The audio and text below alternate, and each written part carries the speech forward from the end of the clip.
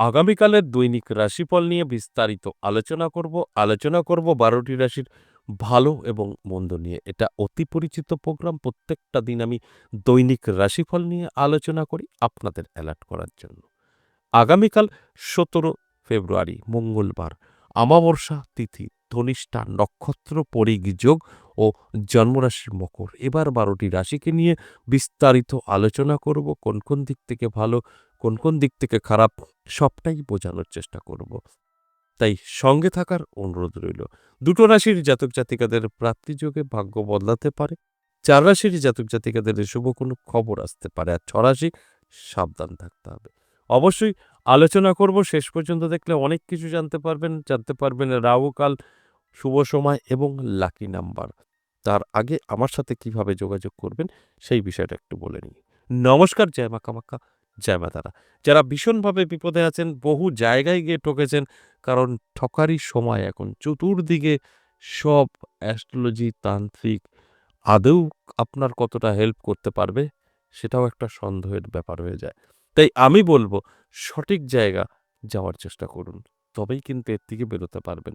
এবং আমি আমাকে দিয়ে বলব, যদি আমার সাথে সাক্ষাৎ করতে পারেন, সবকিছু অ্যাস্ট্রোলজি দিয়ে হয় সেটা কিন্তু না, সবকিছু তন্ত্র দিয়ে হয় সেটাও কিন্তু না, আবার সবকিছু রেকি দিয়ে হয় সেটাও কিন্তু না। তাই এই জায়গাগুলো ভালো করে মাথায় রাখতে হবে যে আমাদের সবকিছু একটা জিনিস দিয়ে কন্ট্রোল করা সম্ভব না।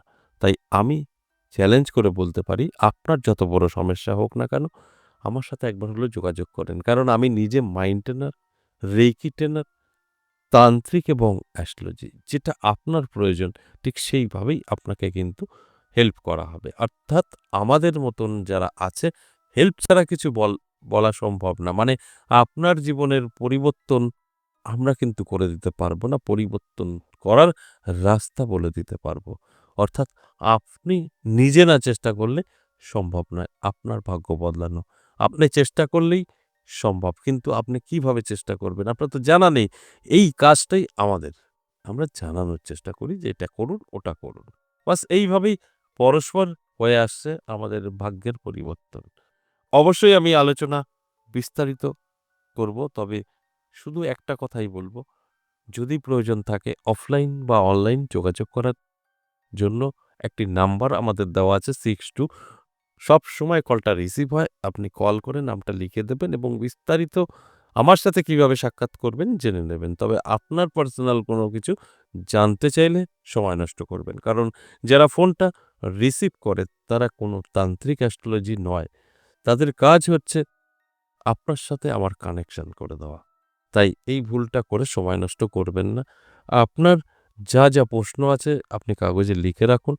অবশ্যই যদি কখনো আসেন, আমাকে সরাসরি প্রশ্নগুলো করবেন। আমি অবশ্যই উত্তর দেব। আর সঠিকভাবে কোনো কিছু না বুঝে শুনে উত্তর দেওয়া সম্পূর্ণভাবে ভুল। কারণ এই ভুল কিছুর কারণে অনেক কিছু ঘটে যায়। তাই আমি শুধু বলব, অবশ্যই সঠিকভাবে জেনে বুঝে তারপর যেকোনো কাজ করা উচিত। সেখান থেকে বেনিফিট অবশ্যই থাকে।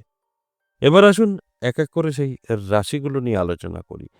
যে 12টি রাশিকে নিয়ে আগামীকাল সম্পর্কে আলোচনা করছি সেটা বিস্তারিত বোঝানোর চেষ্টা করব। কোন কোন দিক থেকে আপনাকে অ্যালার্ট থাকতে হবে সেটাও বলব এবং ভাগ্যের পরিবর্তন ঘটবে সেটাও বলব।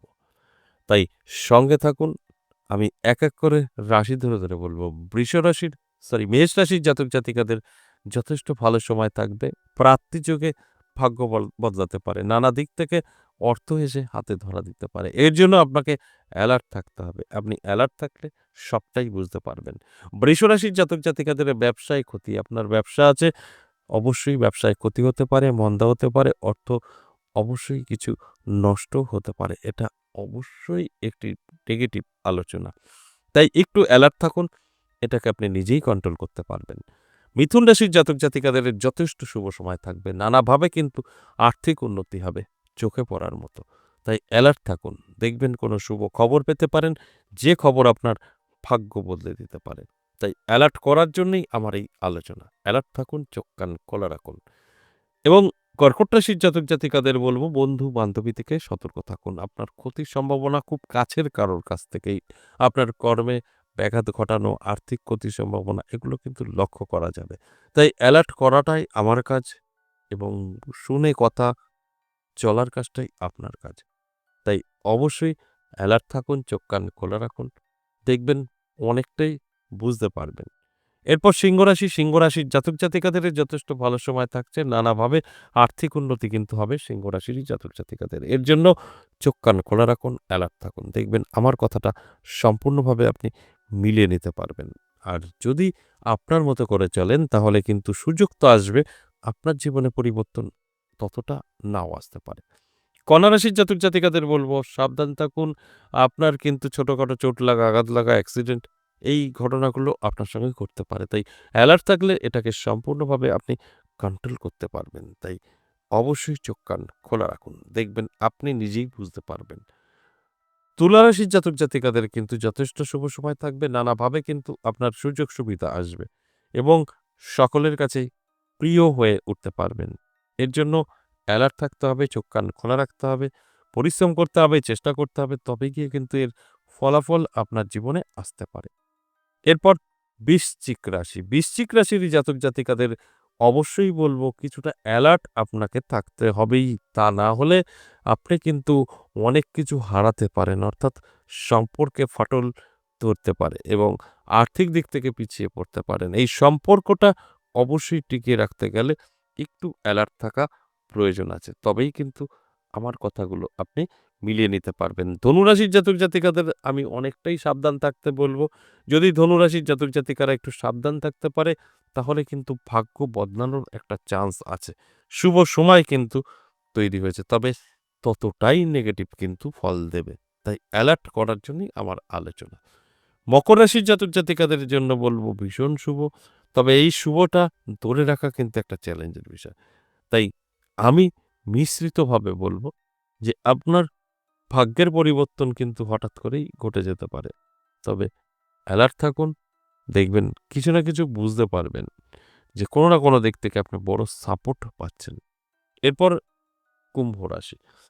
কুম্ভ রাশির জাতক জাতিকাদের ক্ষেত্রে বলব দারুণ সময়, প্রাপ্তিযোগ, হঠাৎ ভাগ্য উন্নতি, কোনো না কোনোভাবে কিন্তু অবশ্যই জীবনের পজিটিভিটি আপনার আছে।